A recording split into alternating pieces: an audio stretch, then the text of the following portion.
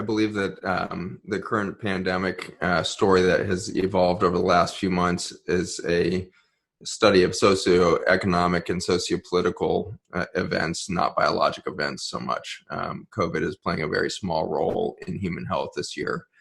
We've actually had less respiratory deaths in the United States this year than we have in any of the previous 7 years. And so that's all cause mortality from respiratory causes. And we've had,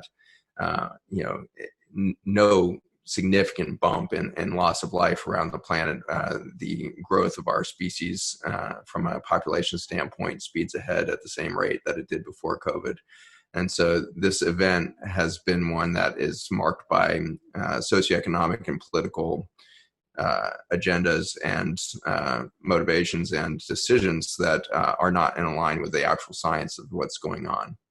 That said, we lose a couple 100,000 people every year to respiratory causes, and this year that will include COVID deaths. And so it's certainly, as Lynn started off, important for us to acknowledge that people are losing their life all the time from respiratory failure. And in this case, it's a little bit of a unique situation in that COVID doesn't induce respiratory failure like influenza and typical pneumonia does. Instead, it's a hypoxemia.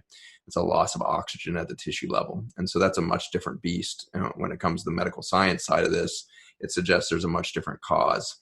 And it turns out that the cause of this death around this virus isn't at all from the virus. The virus has no evidence that it's actually killed a single person. Instead, what happens is the virus opens up pathways for toxins in our environment to access the human immune system in a different way. And so we see the biggest risk of death that's been in this pandemic is your level of air pollution in your environment, coupled with your pre-existing vascular damage, coupled with the number of drugs you're on. And so if you are on two drugs in particular, which would be a statin drug to control your cholesterol and a blood pressure drug called an ACE inhibitor or ARB, these three classes of medications look to be, swinging the door wide open for an imbalanced relationship to this virus and your immune system to the outside world. And so it's the pharmaceutical / toxicity of your environment that's predicting death, not the presence of the virus. And so the virus is in some ways an innocent bystander, which I would believe is the case with all of the microbiome.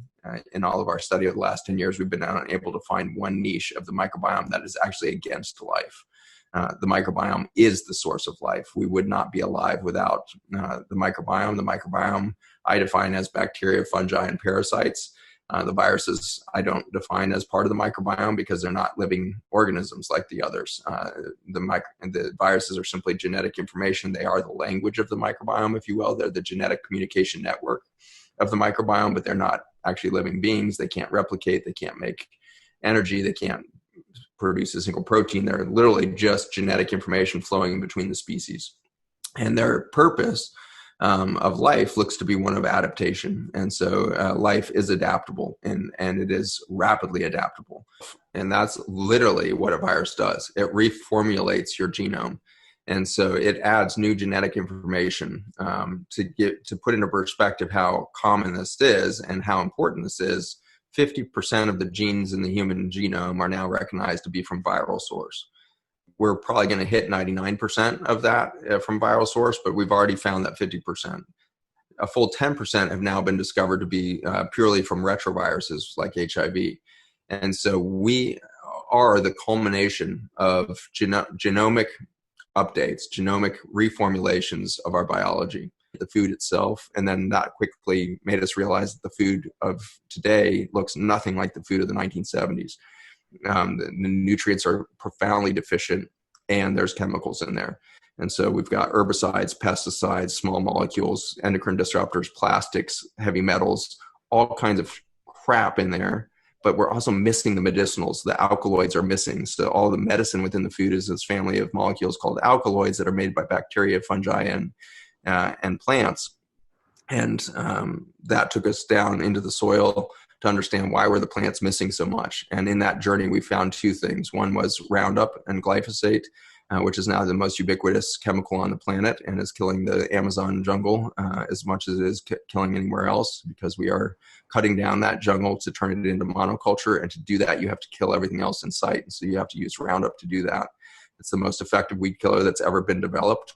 And the reason it does such an effective job of that is it undermines biology at the level of the building blocks. And so it takes away the amino acids that we build all of the proteins of life out of. And so it takes away 4 or 5 of the essential amino acids. There's only 22 amino acids, and there's only 9 of those that are considered essential to be gotten from nature, from bacteria, fungi, and plants, because humans and other multicellular organisms can't make them. And it turns out that Roundup blocks the shikimate pathway that allows for those building blocks to be made. And so by deleting the building blocks for nature, it kills everything that it touches. And so we thought that was safe because the enzyme pathway that we're talking about only exists in bacteria, fungi, and plants. And so we figured if humans ended up eating that or drinking it or breathing it or touching it, it wouldn't be that big of a deal because we don't have an enzyme pathway to be blocked. Well, that's short-sighted in a lot of ways, but most of all, what happens when humans no longer have the building blocks that we would get from our food? And in addition to those essential amino acids are the alkaloids made through the same enzyme pathways. And so we took away the building blocks and the medicine within our food with the addition of one chemical to our food industry in 1976, which then went really crazy in 1992 when we started applying it straight to food in the form of wheat. And then in 1996 to corn, soybean, alfalfa, and then to sugar beets and 30 other species since then. And so now we grow our food in an environment that is subtracted out the building blocks for life and the medicine for life.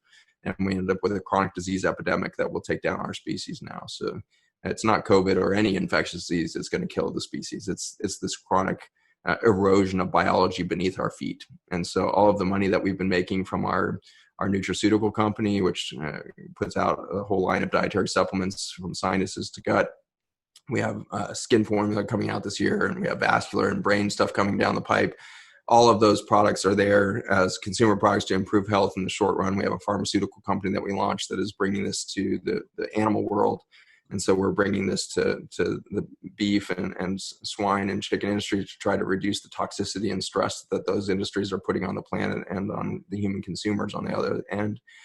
All of these projects are putting their money back into our nonprofit now, which is really trying to change this at the fabric level. Because again, just like with the chemotherapy, there's no loss of planet due to a lack of dietary supplements. The need for the dietary supplement is our problem.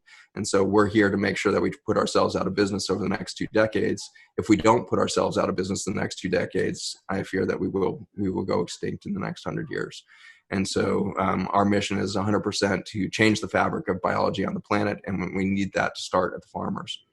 I gave this message at a salon roundtable discussion in Palm Springs last year, and I had the overwhelming honor of being on that panel with Dolores Huerta, who's one of the most extraordinary activists in our time. She's been invited to the White House by every president since Eisenhower to celebrate her activism and truth. And she had obviously never heard of me. I'm a pixel in the landscape of what she's done.